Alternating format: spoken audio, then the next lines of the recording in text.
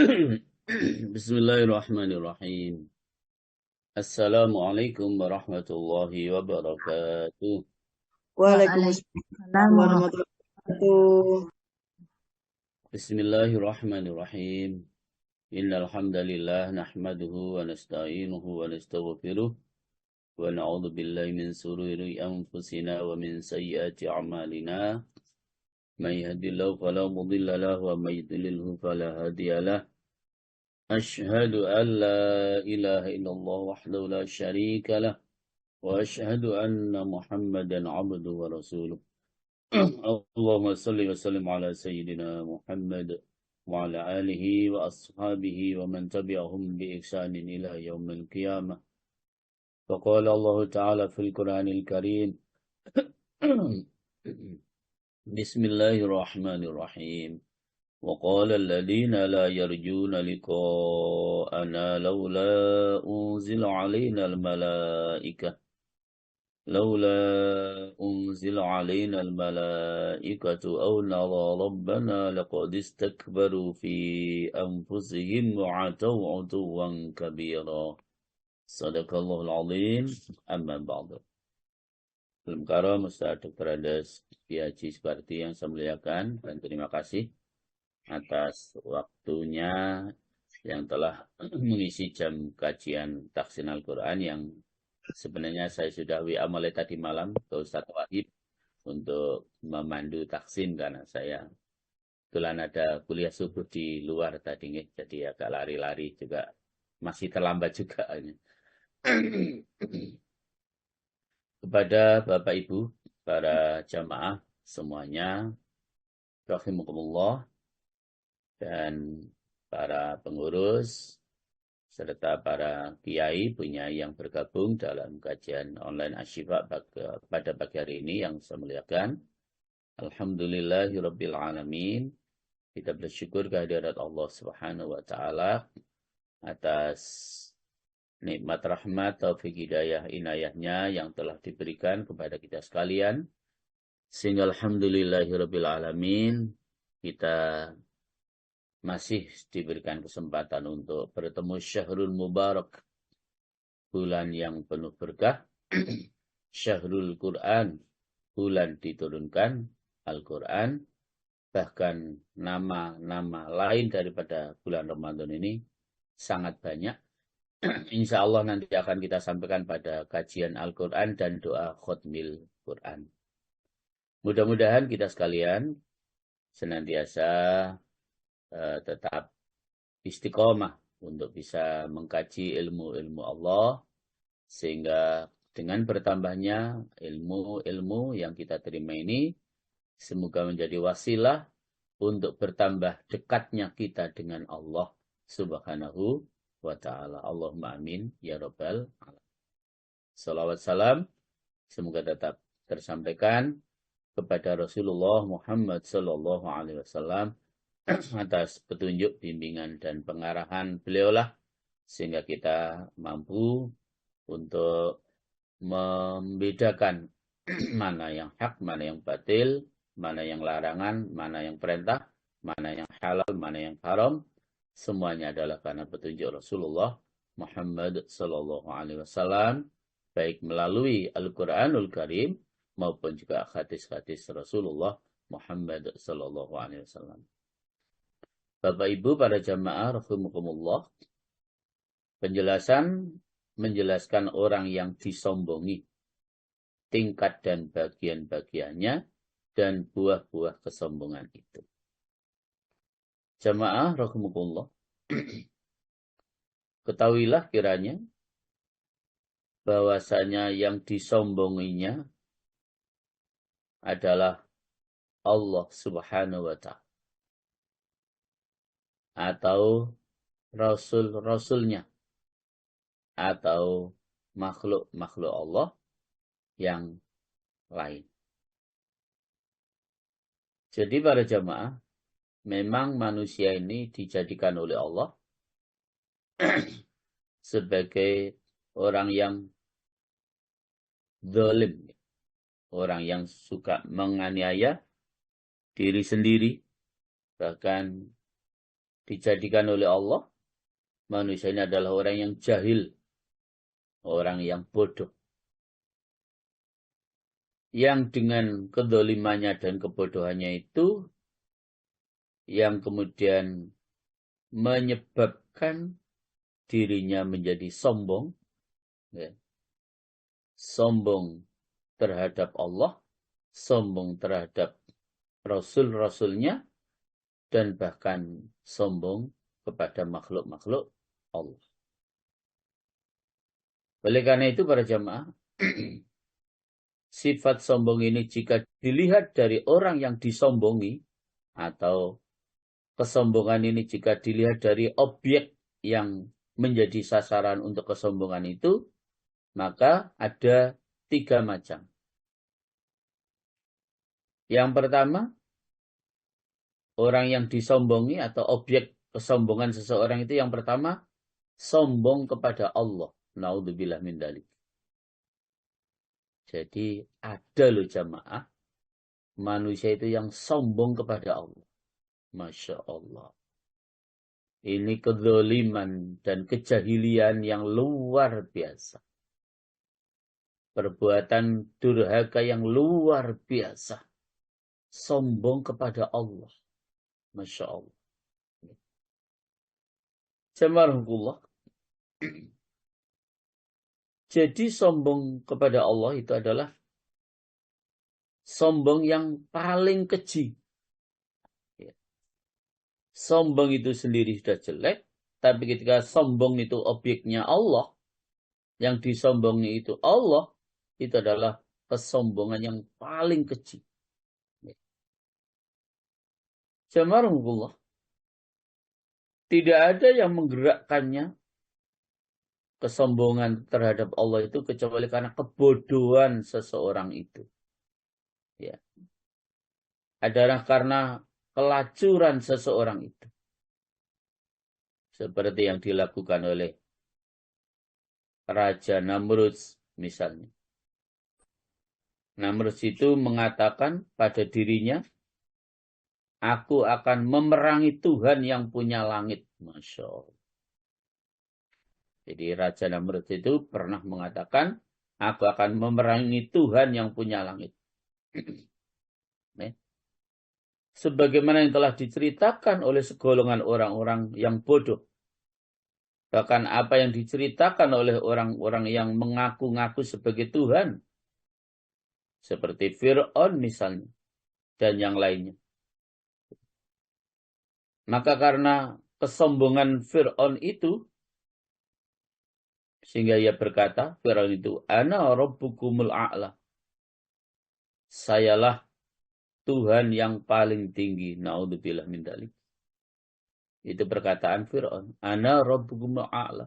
Sayalah Tuhan yang paling tinggi. Maka ketika ia menyombongkan diri seperti itu, walaupun sesungguhnya dia adalah hamba Allah, makhluk Allah. Dan karena itulah ketika Fir'aun itu sombong seperti itu, Allah Subhanahu wa taala berfirman dalam surat An-Nisa ayat 172. Bismillahirrahmanirrahim. لن يستنكف المسيح أن يكون عبدا لله ولا الملائكة المقربون ومن يستنكف عن عبادته ويستكبر فسيحشرهم إليه جميعا. Wati, silakan. Bindri Ustaz, Bindri udah siap. Oh, sudah siap. Monggo Bindri. Nggih. Ustaz, siap insyaallah. A'udzubillahi minasyaitonirrajim. Al-Masih sama sekali tidak enggan menjadi hamba Allah. Dan begitu pula para malaikat yang terdekat kepada Allah. Dan barang siapa enggan menyembahnya dan menyombongkan diri, maka Allah akan mengumpulkan mereka semua kepadanya. Bapak Ibu para jamaah, Al-Masih sebutan Nabi Isa. Itu dalam ayat ini dikatakan dia tidak enggan menjadi hamba Allah. Walaupun kemudian ada orang-orang yang mempertuhankan Al-Masih. Ya. Jadi walaupun ada umat yang mempertuhankan Al-Masih. Tapi ternyata dalam ayat ini Allah menjelaskan Al-Masih sekali-kali tidak enggan menjadi hamba Allah. Karena memang ya hamba Allah. Bukan siapa-siapa. Hamba Allah sekaligus utusan Allah Al-Masih itu. Itulah keyakinan kita. Soal orang lain punya keyakinan lebih dari itu, silakan saja. Itu bukan kita. Itu bukan keyakinan kita. Dan bahkan tidak pula enggan para malaikat yang terdekat kepada Allah. Jadi malaikat yang dekat dengan Allah pun tidak enggan menjadi hamba Allah. Oleh karena itu, barang siapa yang enggan dari menyembahnya, menyembah Allah, dan menyombongkan diri, nanti Allah akan mengumpulkan mereka semua kepadanya. Jadi mereka akan dikumpulkan di akhirat dengan orang-orang yang mengaku sebagai Tuhan, berkumpul dengan Fir'aun, berkumpul dengan Namrud, berkumpul dengan orang-orang yang menyombongkan diri kepada Allah Subhanahu wa ta'ala. Jadi para jamaah Allah, sampai tingkat Nabi, ya, yang walaupun dipertuhankan oleh mereka, tetap saja Al-Masih sekali-kali tidak enggan menjadi hamba bagi Allah. Sehingga karena hamba, ya pasti harus taat, harus tunduk, harus patuh kepada Allah Subhanahu wa ta'ala. Tidak menyombongkan diri karena sebagai hamba Allah Subhanahu wa ta'ala. Allah juga berfirman dalam surat Al-Furqan. Surat yang ke-25 ayat 60. Bismillahirrahmanirrahim.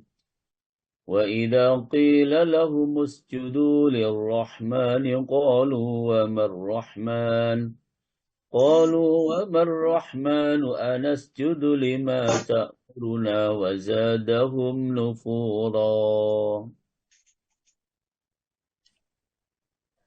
Dan apabila dikatakan kepada mereka, sujudlah kepada yang Maha Pengasih, mereka menjawab, siapakah yang Maha Pengasih itu?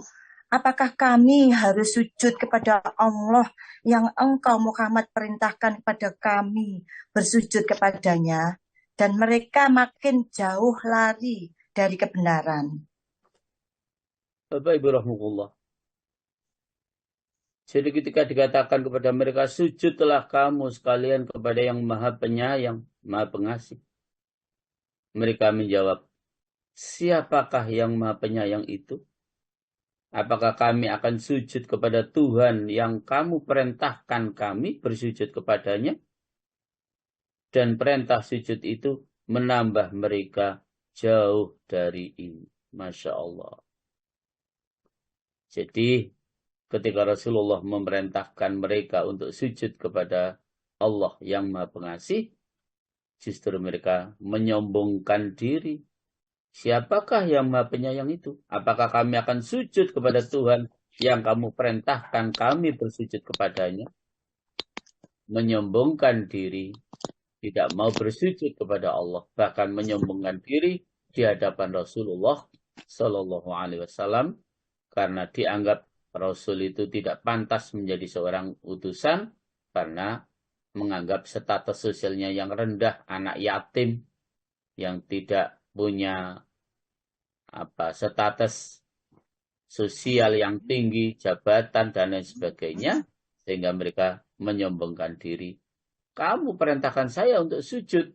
Kamu memang siapa? Memerintahkan saya untuk sujud kepada Tuhan yang Maha Penyayang. Memang kamu siapa? Masya Allah. Naudzubillah min dalik. Itulah jamaah objek kesombongan seseorang kepada Allah Subhanahu wa ta'ala. Yang sombong kepada Allah Subhanahu wa ta'ala itu pada jamaah sekali lagi adalah menjadi sombong yang paling keji. Menjadi sombong yang paling hina. Karena justru kesombongannya ditujukan kepada Allah Subhanahu wa ta'ala. Na'udzubillah, tsumma na'udzubillah min dzalik. Yang kedua para jamaah. Sombong kepada rasul-rasul.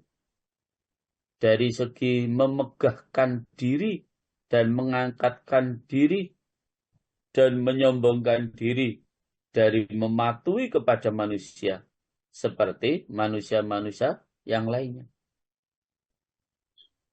Jadi para jamaah, terkadang ia memalingkan diri dan berpikir, ya, dan memalingkan dari memandang mata hati. Maka kekalah ia dalam kesesatan, kebodohan karena kesombongannya itu.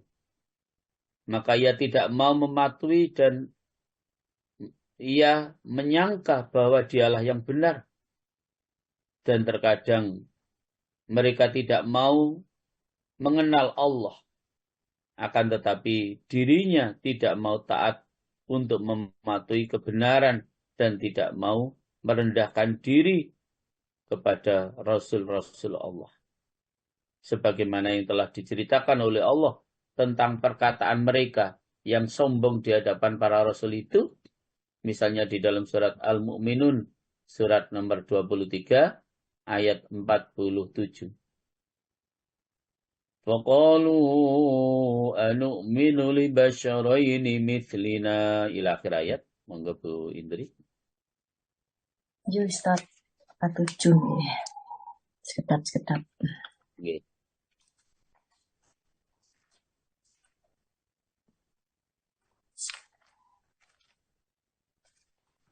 Surat 23 ayat 27. Nggih. Maka mereka berkata, apakah pantas kita percaya kepada dua orang manusia seperti kita?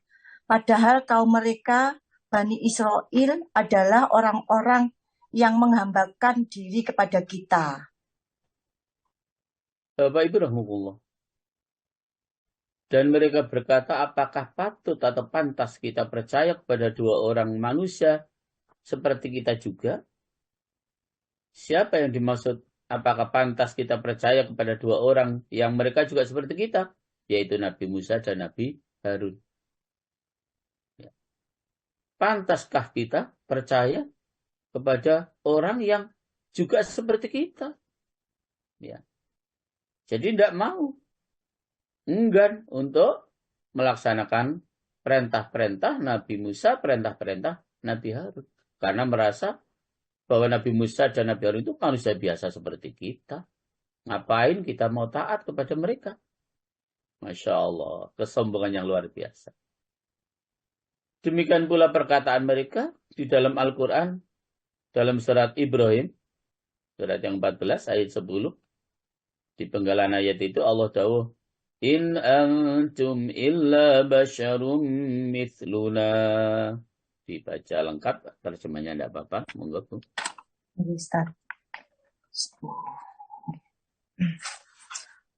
Rasul-rasul mereka berkata, apakah ada keraguan terhadap Allah, pencipta langit dan bumi? Dia menyeru kamu untuk beriman agar dia mengampuni sebagian dosa-dosamu dan menangguhkan siksaanmu sampai waktu yang ditentukan. Mereka berkata, kamu hanyalah manusia seperti kami juga.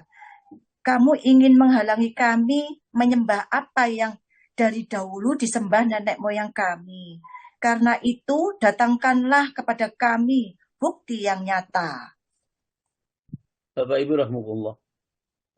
Luar biasa ya, mereka ini.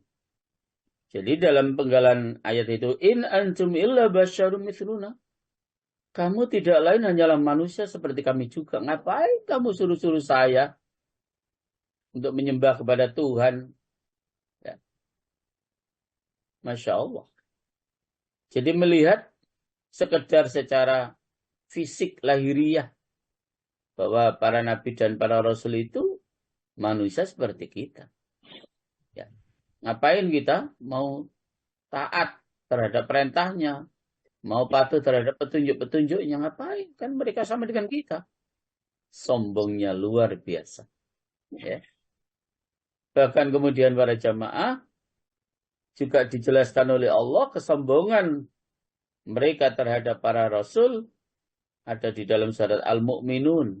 Kembali Al-Mu'minun. Surat 23 ayat 34. Wala in ata'tum basyaram mitlakum innakum idzal la khasirun. Nggih Ustaz, 34 nggih. Tambah. Dan sungguh jika kamu menaati manusia yang seperti kamu, niscaya kamu pasti rugi. Masya Allah. Dan sesungguhnya jika kamu sekalian mentaati manusia yang seperti kamu, niscaya bila demikian kamu benar-benar menjadi orang-orang yang merugi. Luar biasa. Kesombongannya luar biasa. Ya. Sehingga dalam menerima kebenaran itu, sesungguhnya para jamaah, jangan melihat siapa yang mengucapkan, tapi apa yang diucapkan. Ya. Jadi, la yandur mangkol, walakin yanduru makol. Janganlah kita melihat siapa yang memerintahkan, yang mengucapkan. Tetapi lihatlah, dengarlah apa yang diucapkan. Benar tidak apa yang diucapkan? Kalau yang diucapkan benar sesuai petunjuk Quran, hadis, siapapun yang menyampaikan kita wajib menerima. Siapapun. Itu para jamaah. Apalagi jelas-jelas yang menyampaikan tausiah, yang menyampaikan dakwah itu para nabi-nabi dan para rasul-rasul Allah. Tetapi mereka justru kalau kita taat terhadap mereka itu akan menyebabkan kita sangat merugi. Na'udzubillah min dzalik. Inilah jamaah yang kemudian nanti di akhirat itu menyebabkan mereka amat sangat menyesal. Kenapa waktu hidup di dunia tidak taat terhadap perintah-perintah Allah melalui dakwah yang disampaikan oleh para nabi-nabi Allah, oleh para rasul-rasul Allah, dakwah yang disampaikan oleh para ulama-ulama kita, kiai-kiai kita. Itu yang menyebabkan mereka amat sangat merugi. Gitu para jamaah. Sehingga jamaah hukumullah justru keselamatan dan kebahagiaan kehidupan kita dunia ini sampai akhirat adalah hanya karena kita taat kepada Allah, taat kepada Rasul-Nya. Dengan pengertian menjalankan perintah-perintahnya, meninggalkan larangan-larangannya. Jika sudah bisa bersikap seperti itu para jamaah, itu artinya kita menjadi hamba-hamba yang bertakwa kepada Allah Subhanahu wa ta'ala. Dan ingatlah para jamaah, bahwa puasa yang kita lakukan ini, kata Allah, tujuannya adalah la'allakum tattaqun. Agar kalian semua bertakwa. Ya. Jadi bukan tujuan puasa itu agar kita lapar dan dahaga, tidak. Makanya kemudian kita diingatkan oleh Rasulullah sallallahu alaihi wasallam, rubba shaimin laisa lahu min siyamihi ilal ju' wal 'atash. Banyak orang berpuasa, tetapi dengan puasanya itu mereka hanya mendapatkan rasa lapar dan dahaga. Tidak ada nilainya di sisi Allah dan tidak mendapatkan apa yang telah ditetapkan oleh Allah, bahwa tujuan orang berpuasa adalah agar bertakwa kepada Allah Subhanahu wa ta'ala. Maka monggo para jamaah, kita berupaya semaksimal mungkin untuk dapat melaksanakan siam selama di dalam bulan Ramadan ini dengan sebaik-baiknya dan dengan sesempurna-sempurnanya. Sehingga dengan baiknya puasa yang kita lakukan, pasti akan meraih tujuan yang Allah tetapkan sebagai orang-orang yang muttaqin, orang-orang yang bertakwa kepada Allah Subhanahu wa ta'ala. Bahkan harusnya nilai ketakwaan kita di dalam bulan Ramadan ini harus naik para jamaah. Jangan sama, ya. Dengan puasa justru harusnya nilai-nilai ketakwaan kita harus semakin meningkat. Ya, semakin meningkat, semakin meningkat. Bapak Ibu rahmatullah, Allah juga menjelaskan tentang kesombongan mereka di dalam surat Al-Furqan. Kembali surat 25 ayat yang ke-21. وَقَالَ الَّذِينَ لَا يَرْجُونَ لِقَاءَنَا لَوْلَا أُنزِلَ عَلَيْنَا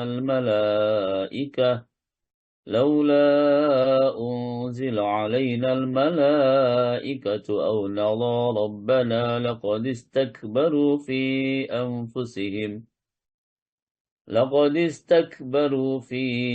أنفسهم وعتوا عتوا كبيرا.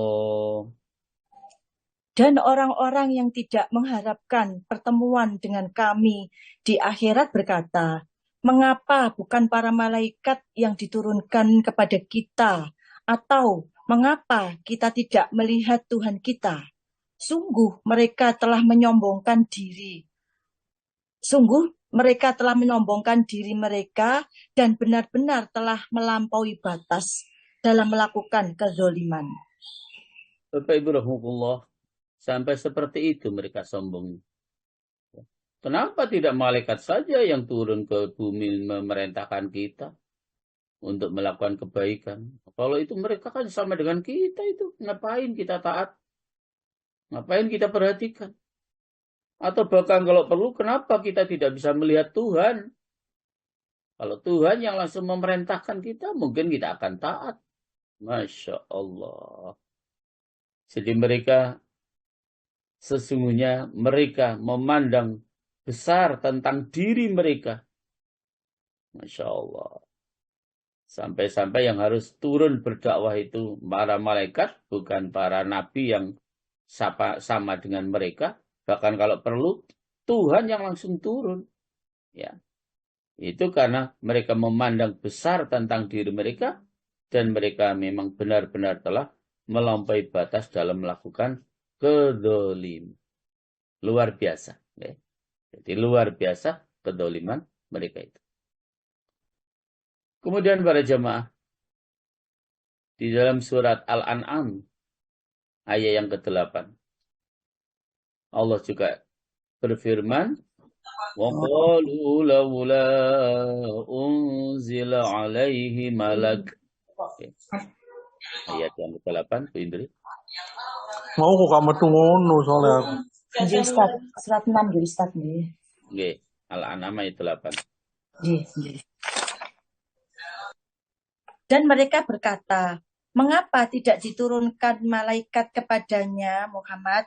Jika kami turunkan malaikat kepadanya, tentu selesailah urusan itu.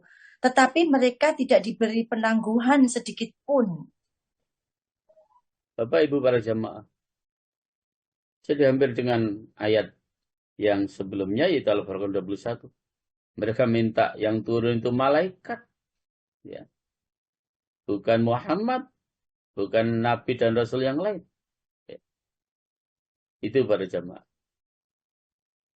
Fir'aun berkata mengenai apa yang telah diberitahukan oleh Allah Ta'ala tentang dirinya. Ya.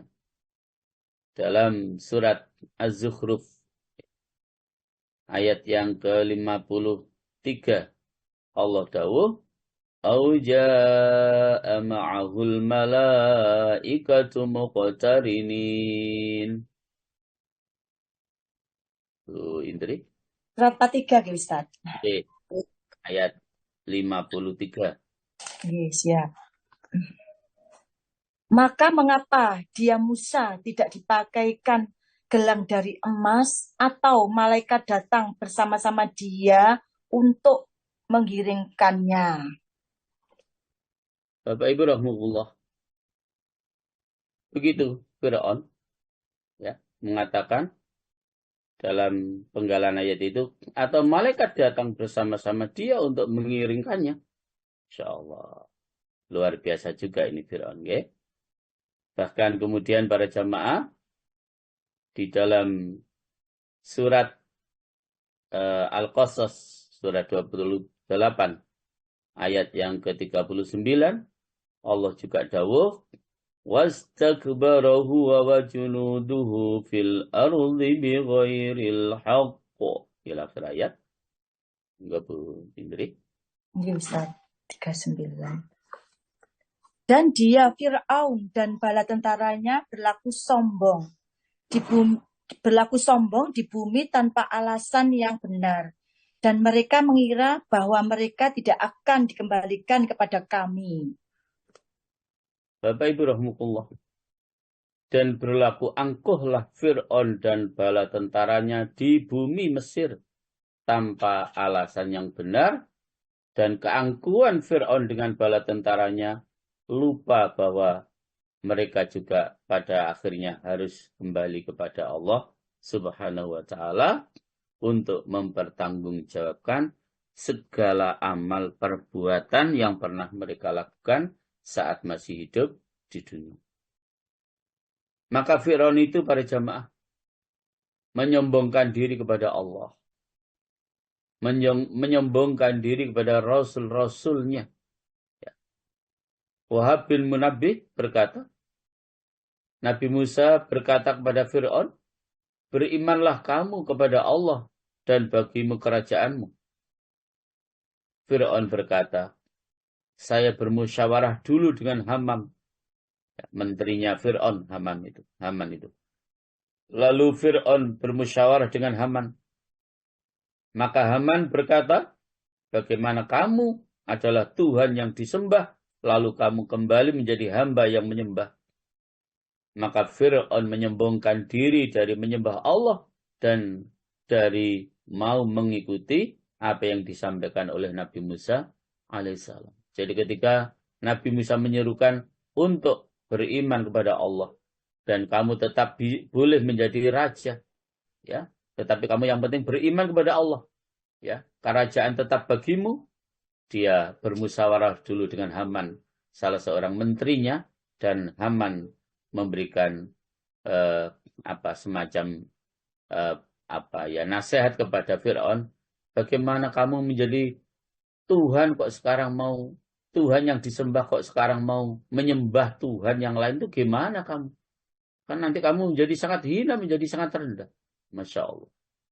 Jadi akhirnya Fir'aun betul-betul menyombongkan diri dengan tidak mau menyembah kepada Allah. Bahkan Fir'aun adalah menyombongkan diri terhadap Rasul-Rasul Allah Subhanahu wa Ta'ala. Orang-orang Quraisy pernah berkata tentang apa yang diberitahukan oleh Allah Ta'ala tentang mereka.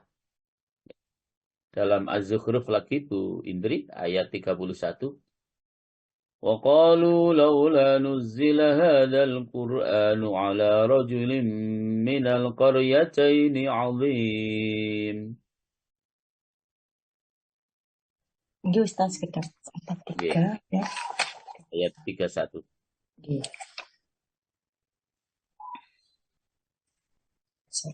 Dan mereka juga berkata, mengapa Al-Quran ini tidak diturunkan kepada orang besar, kaya, dan berpengaruh dari salah satu dua negeri ini, Mekah dan Taif.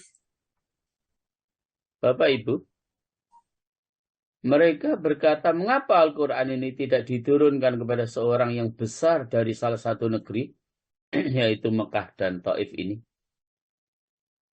Sahabat Qatadah bin Di'amah Al-Basri berkata, bahwa orang besar dari salah satu dua negeri itu adalah Al-Walid bin Al-Mughirah dan Abu Mas'ud Al-Thaqafi. Mereka meminta orang yang lebih besar kepemimpinannya daripada Nabi Muhammad SAW. Karena itu mereka mengatakan bahwasanya Nabi SAW itu adalah anak yatim. Maka bagaimana ia diutus oleh Allah kepada kita? Jangan bayangkan, sekedar melihat status sosial bahwa Nabi kita itu adalah anak yatim.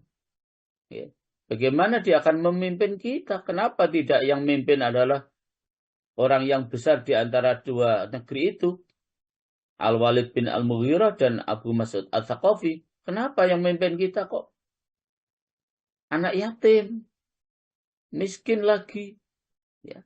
Mereka menyombongkan diri, tidak mau mentaati kepada apa-apa yang disampaikan oleh Rasulullah SAW. Bahkan Al-Quran, ya, ini kenapa tidak diturunkan kepada orang-orang besar dari dua negeri tadi? Kok diturunkan kepada Muhammad? Memang Muhammad itu siapa? Kan dia anak yatim, orang miskin lagi. Ngapain kita mengikuti perintahnya? Ya, mengikuti dakwahnya. Masya Allah. Jadi kesombongan yang luar biasa. Ya. Kesombongan yang luar biasa. Bapak Ibu para jamaah. Orang-orang Quraisy berkata kepada Rasulullah SAW, bagaimana kami duduk padamu jikalau ia di sampingmu ada mereka. Ya. Mereka yang dimaksud adalah orang-orang Quraisy itu mengisyaratkan mereka adalah orang-orang Islam yang miskin. Malu saya. Bagaimana harus duduk denganmu Muhammad. Karena kamu dikelilingi oleh orang-orang miskin. Ya, malu. Saya tidak mau Muhammad. Saya tidak mau juga kemudian mengikuti apa yang menjadi perintahmu. Bapak Ibu rahimahumullah. Jadi mereka orang-orang Quraisy itu menganggap kaum muslimin yang miskin itu orang yang hina di mata mereka. Karena sebab kemiskinannya. Dan itu pun juga terjadi karena mereka menyombongkan diri dari duduk-duduk dengan orang miskin. Maka karena itulah Allah Subhanahu wa taala menurunkan ayat di dalam surat Al-An'am ayat yang ke-52. وَلَا تَدْرُدِ الَّذِينَ يَدْعُونَ رَبَّهُمْ بِالْغَدَاةِ وَالْعَشِيِّ يُرِيدُونَ وَجْهَهُ مَا عَلَيْكَ مِنْ حِسَابِهِمْ مِنْ شَيْءٍ. Ila akhir ayat. Ya Ustaz. Janganlah engkau mengusir orang-orang yang menyeru Tuhannya di pagi hari dan petang hari. Mereka mengharapkan keridhoannya. Engkau tidak memikul tanggung jawab sedikit pun terhadap perbuatan mereka. Dan mereka tidak memikul tanggung jawab sedikit pun terhadap perbuatanmu. Yang menyebabkan engkau berhak mengusir mereka. Sehingga engkau termasuk orang-orang yang dolim. Bapak Ibu rahimahullah. Jadi ayat ini memberikan jawaban atas kesombongan mereka yang tidak mau duduk bersama Rasulullah karena beliau dikelilingi oleh orang-orang yang miskin. Sehingga Allah dawuh, dan janganlah kamu mengusir orang-orang yang menyuruh Tuhannya di pagi hari dan di petang hari, sedang mereka menghendaki keridhoannya, keridhaan Allah. Kamu tidak memikul tanggung jawab sedikit pun terhadap perbuatan mereka. Jadi walaupun kamu duduk bersama dengan orang-orang miskin itu tidak akan terkena imbas atas rasa hinanya orang-orang miskin yang dianggap oleh mereka hina itu. Kamu tetap akan menjadi mulia dengan kemuliaan yang Allah berikan kalau kamu memang benar-benar mau menghargai orang-orang yang miskin. Tidak akan menjadi atau tidak akan terimbas dengan kedudukan mereka yang hina menurut kalian. Itu. Karena masing-masing kita nanti di hadapan Allah, kita akan dimintai pertanggungjawaban oleh Allah Subhanahu wa ta'ala. Maka karena itulah para jamaah, memang niat ya itu amat sangat berperan untuk menentukan nasib kita nanti di akhirat di saat kita melakukan aktivitas selama kita hidup di dunia. Sehingga dalam sebuah hadis itu Siti Aisyah pernah menyampaikan sabda Rasulullah SAW bahwa akan datang sekelompok manusia yang akan menghancurkan Ka'bah.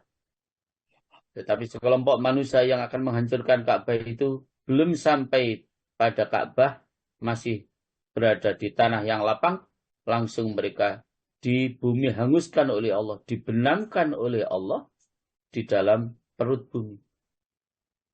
Lalu Aisyah semacam protes begitu kepada Rasulullah. Kenapa mereka semua dibenamkan ya Rasul? Sementara mereka ada orang-orang yang tidak seperti mereka. Artinya dalam rombongan itu ada mereka yang tidak berniat menghancurkan Ka'bah. Tapi mereka dalam rombongan itu akan berdagang. Akan melakukan aktivitas pekerjaan. Kenapa mereka juga tetap dibenamkan oleh Allah dalam bumi? Apa jawaban Rasulullah SAW pada jamaah? Iya, mereka semua tetap dibenamkan oleh Allah di dalam perut bumi ini. Dan ketika nanti di akhirat, mereka akan mendapatkan apa yang dahulu diniatkan selama masih hidup di dunia. Walaupun sama-sama dibenamkan oleh Allah dalam perut bumi, tetapi orang yang memang niatnya bukan untuk menghancurkan Ka'bah, mereka akan tetap diberikan keselamatan oleh Allah Subhanahu wa taala walaupun sama-sama dibenamkan di dalam bumi. Itu persis seperti perintah hijrah ya terhadap Rasulullah SAW dan umat Islam waktu itu. Memang tidak ada seorang pun para jamaah umat Islam maksud saya yang ada di Mekah yang tidak berhijrah ke Madinah. Semua hijrah ke Madinah. Hanya memang ada yang hijrahnya karena Allah dan Rasulnya, maka dia akan mendapatkan pahala karena ikhlas melaksanakan perintah Allah, mengikuti sunnah Rasulullah atau perintah juga Rasulullah SAW untuk berhijrah. Tetapi juga ternyata ada yang niatnya berbeda. Ingin mendapatkan dunia atau wanita cantik yang ingin ia nikahi. Maka hijrahnya adalah karena apa yang ia niatkan. Tidak mendapatkan pahala sama sekali. Walaupun secara fisik sama-sama berhijrah dari kota Mekah menuju ke kota Madinah. Oleh sebab itu, jamaah, disitulah peran niat kita yang luar biasa. Ya? Peran niat kita yang luar biasa. Tidak akan mempengaruhi ya apapun yang terjadi, walaupun kita bergumul dengan orang-orang miskin, ya, walaupun kita berteman dengan orang-orang miskin, tidak akan mempengaruhi apapun untuk diri kita, sepanjang memang kita betul-betul niat yang betul, niat yang kita lakukan, aktivitas itu semata-mata karena Allah Subhanahu wa ta'ala. Bapak Ibu rahimakumullah. Karena itu pula ya, Allah Subhanahu wa ta'ala ya, memberitahukan tentang keheranan mereka ya, ketika mereka masuk neraka jahanam. Karena mereka tidak melihat orang-orang yang mereka hina.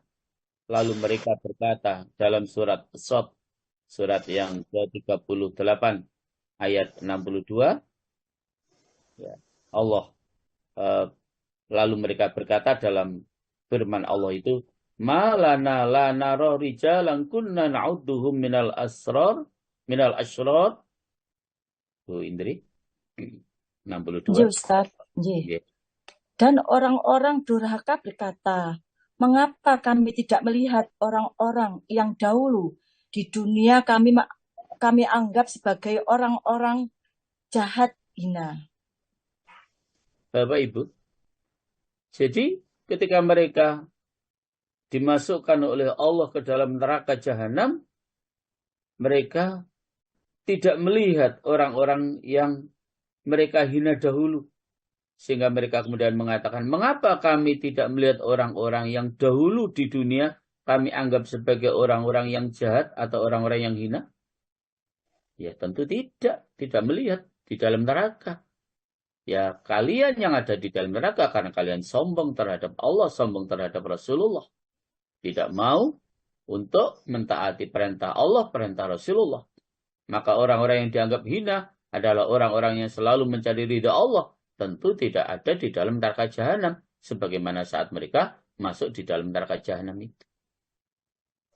Jadi kesombongan mereka yang menganggap juga manusia itu menjadi hina, ya ternyata kesombongan mereka itu yang menyebabkan mereka masuk ke neraka jahanam. Dan ketika mereka sudah masuk di dalam neraka jahanam itu, kok tidak melihat ya orang-orang yang dahulu dianggap rendah, dianggap hina, ya Kok tidak melihat ada di neraka? Ya tentu saja tidak. Karena kehinaan yang mereka sampaikan itu adalah kehinaan karena timbulnya kesombongan dari diri mereka. Sesungguhnya mereka bukan hina di sisi Allah. Mereka adalah mulia di sisi Allah karena perilakunya selalu ingin mendapatkan ridha Allah Subhanahu wa ta'ala. Jamaah rahmatullah, ada seseorang yang mengatakan bahwa yang dimaksudkan mereka itu ya adalah Ammar, Bilal, Suhaib, dan Miqdad. Ya. Semoga kiranya Allah meridhoi mereka semuanya. Artinya Ammar, Bilal, Suhaib, Miqdad itu dianggap orang-orang yang hina waktu itu. Tapi ternyata ketika mereka masuk neraka itu tidak melihat mereka semuanya itu. Ya. Kemudian di antara mereka ada yang terhalang oleh kesombongannya untuk berpikir dan bermakrifah kepada Allah. Lalu ia bodoh bahwa Nabi SAW itu adalah memang orang-orang yang benar. Dan di antara mereka ada yang mengetahui atau bermakrifah, akan tetapi ia dicegah oleh kesombongannya untuk mengakui kebenarannya. Makanya kemudian Allah berfirman di dalam surat Al-Baqarah ayat 89, di penggalan ayat itu Allah dawuh, "Falamma ja'ahum ma 'arafu kafaru bih." Monggo Bu Indri. Nggih Ustaz. 89 nggih Ustaz. 89. Nggih. Dan setelah sampai kepada mereka kitab Al-Quran dari Allah yang membenarkan apa yang ada pada mereka, sedangkan sebelumnya mereka memohon kemenangan atas orang-orang kafir.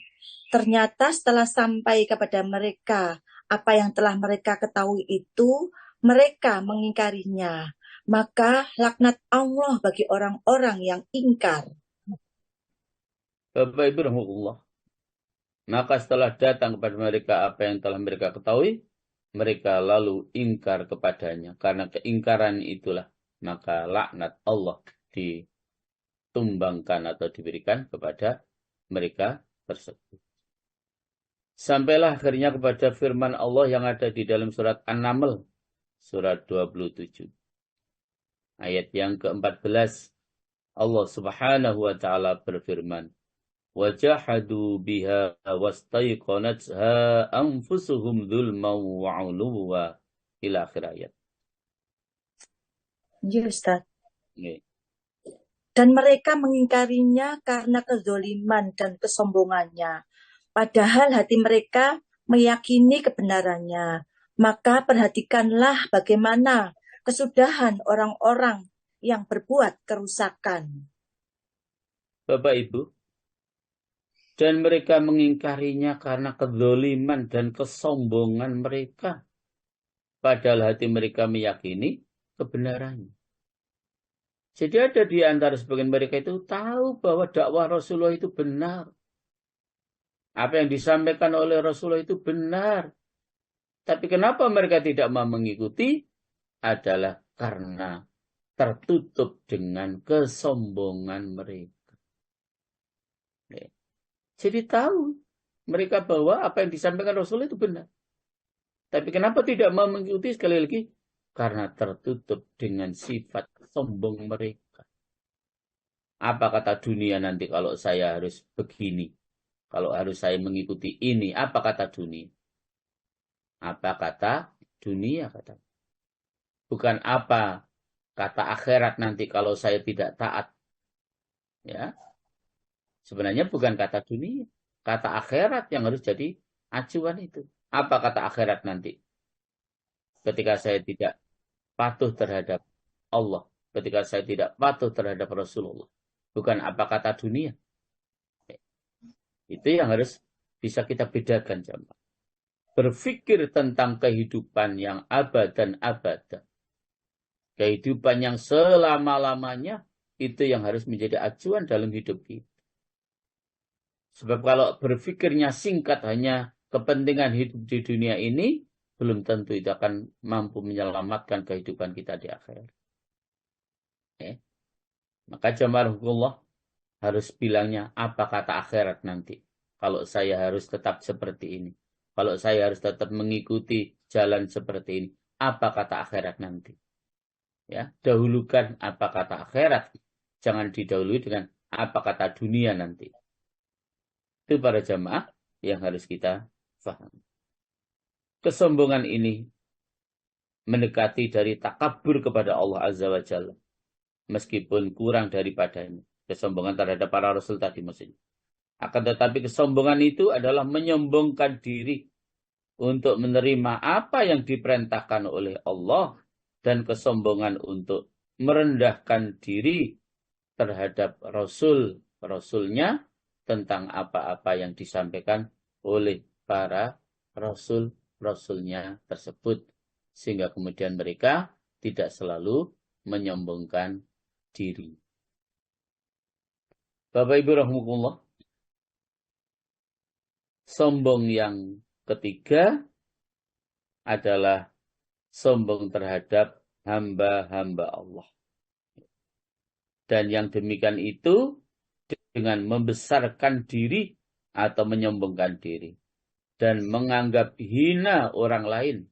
Maka dirinya itu tidak mau menuruti mereka. Dan dirinya mengajak-ajak untuk menyombongkan diri atas mereka. Lalu menghina mereka. Memandang kecil mereka. Dan menjauhkan diri dari menyamai mereka. Maka pahamilah para jamaah, meskipun tidak ada bagian yang pertama dan bagian yang kedua, tidak seperti sombongnya bagian yang pertama dan bagian yang kedua, maka bagian yang ketiga ini bisa menjadi besar karena kita melihat dari dua segi. Dua segi itu yang pertama jamaah, bahwasanya kesombongan, kemegahan, kebesaran, dan ketinggian itu tidak layak. Karena kesombongan, kemegahan, kebesaran, keagungan, ketinggian itu hanya milik Allah Subhanahu wa Ta'ala.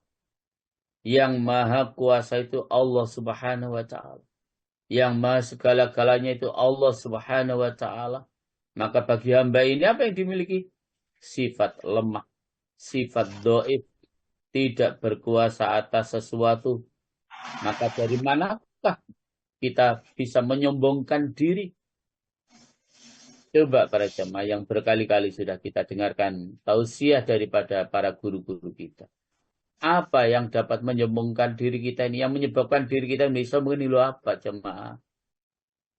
Karena sejak kita lahir sampai mati itu ditolong oleh orang lain jemaah. Jadi sejak kita lahir sampai mati itu butuh bantuan orang lain. Itu menunjukkan bahwa kita sangat lemah. Tidak punya daya dan kekuatan. Tidak punya kemampuan. Bahwa kita ini sangat bodoh juga tanpa ilmu dari Allah. Kita sangat lemah tanpa kekuatan dari Allah. Kita tidak mampu berbuat apa-apa tanpa kehendak Allah Subhanahu wa Ta'ala. Jadi kesombongan terhadap makhluk ini menjadi tingkat yang ketiga. Tapi itu juga menjadi besar juga bahayanya. Karena kesombongan, merasa diri besar, merasa diri tinggi, merasa diri istimewa. Sama sekali itu tidak layak untuk seorang hamba. Karena kesemuanya itu adalah milik Allah. Sifat-sifat Allah Subhanahu wa Ta'ala. Bapak Ibu rahmatullah. Jadi maka manakala hamba itu menyombongkan diri, maka sesungguhnya ia telah mencabut sifat Allah Ta'ala yang tidak layak. Ya, kecuali untuk keagungannya. Subhanallah. Karena itulah dalam hadis Qudsi Allah Subhanahu wa Ta'ala berfirman, ya, sebagaimana sudah pernah kita sampaikan di awal, hadis yang diriwayatkan oleh sahabat Abu Hurairah. Ya. Al-'adhamatu izari wal kibriya'u ridai faman naza'ani fihima wasamtu. Keagungan itu adalah kain sarungku dan kesombongan itu adalah kain selendangku. Maka barang siapa melawan aku dari kedua pakaian itu, niscaya aku akan pecahkan ia. Maksudnya para jamaah, sifat itu adalah khusus sifat Allah. maka tidak layak sifat itu untuk selain Allah. Orang yang mencabut salah satu padanya, yaitu sarung dan selendangnya Allah tadi, adalah berarti ya mencabut salah satu daripada sifat-sifat Allah. Apabila kesombongan atas hamba-hamba Allah itu tidak layak kecuali pada Allah, untuk Allah, maka siapa yang menyombongkan diri atas hamba-hambanya, sesungguhnya ia telah berbuat penganiayaan. Itu kebesaran atau besarnya sifat sombong terhadap hamba-hamba Allah. Yang kedua, jamaah, yang menjadikan besarnya kehinaan sombong padanya adalah ia mengajak-ajak kepada menyalahi perintah Allah Ta'ala. Karena orang yang menyombongkan diri itu, apabila ia mendengar kebenaran dari salah seorang hamba Allah, niscaya ia tidak mau menerimanya dan terus-menerus dalam keingkarannya. Oleh karena itulah, kita melihat orang-orang yang memandang pada masalah agama, mereka mendakwahkan bahwasanya mereka membahas dari hal rahasia agama, kemudian mereka saling ingkar mengingkari, sebagaimana ingkar mengingkarinya orang-orang yang menyombongkan diri. Jadi para jamaah rahimakumullah, besarnya kesombongan terhadap makhluk Allah ini karena bukan saja dia menyombongkan diri, tetapi dia juga menyalahi perintah-perintah Allah, bahkan mengajak orang-orang tidak mau mengikuti perintah-perintah Allah itu. Jadi sudah dirinya sombong, malah masih mengajak orang lain untuk juga tidak taat kepada Allah, tidak taat kepada Rasulullah Sallallahu Alaihi Wasallam. Bapak Ibu rahmatullah. Karena itu pula Allah Subhanahu wa Ta'ala ya, mensifati ya. Jadi mereka telah disifati oleh Allah Subhanahu wa Ta'ala melalui firman-Nya di dalam surat Fussilat ya, ayat yang ke-26 Indri, Allah Subhanahu wa Ta'ala dawuh, وَقَالَ الَّذِينَ كَفَرُوا لَا تَسْمَعُوا لِهَذَا الْقُرْآنِ وَالْغَوْا فِيهِ لَعَلَّكُمْ تَغْلِبُونَ. Minggu Ustaz. Yeah. Dan orang-orang yang kafir berkata, janganlah kamu mendengarkan bacaan Al-Quran ini, dan buatlah kegaduhan terhadapnya, agar kamu dapat mengalahkan mereka. Bapak Ibu rahmatullah, begitu orang-orang kafir itu. Janganlah kamu mendengarkan dengan sungguh-sungguh Al-Quran ini, menolak kebenaran. Bahkan mereka buatlah hiruk pikuk terhadapnya, supaya kamu dapat mengalahkan mereka. Masya Allah. Seperti itu para jamaah. Orang-orang yang menyombongkan diri. Bukan hanya menyombongkan dirinya sendiri terhadap orang lain, tetapi mengajak orang lain tidak boleh mendengarkan Al-Quran. Bahkan mereka mengajak untuk melakukan hiruk pikuk dunia, sehingga kemudian mereka bisa mengalahkan kita, orang-orang yang selalu berada di jalan yang benar, selalu taat kepada Allah, taat kepada Rasulullah Sallallahu Alaihi Wasallam. Bapak Ibu para jamaah rahimakumullah. Karena itu bisa kita simpulkan bahwa kesombongan itu adalah la walakinnal kibra man batarul haq wa ghamisan nas. Tidak, akan tetapi sombong adalah mengingkari kebenaran dan menghina manusia. Jadi sombong itu intinya. Ya, adalah sombong itu adalah mengingkari kebenaran dan menghina manusia. Manusia selain dirinya dianggap hina, dianggap orang-orang yang punya status sosial yang sangat rendah. Itulah sebuah kesombongan. Mudah-mudahan kita sekalian dijaga oleh Allah Subhanahu wa Ta'ala dari memiliki sifat sombong, termasuk sifat ujub, termasuk sifat riya, dan bahkan sifat-sifat yang tidak baik yang lainnya. Semoga Allah menjaga kita semuanya, dan semoga kita justru memiliki sifat-sifat yang baik, termasuk keikhlasan di dalam setiap kali kita melaksanakan ibadah kepada Allah Subhanahu wa Ta'ala. Demikian para jemaah, kami kembalikan kepada Bu Ririn. Monggo Bu Ririn.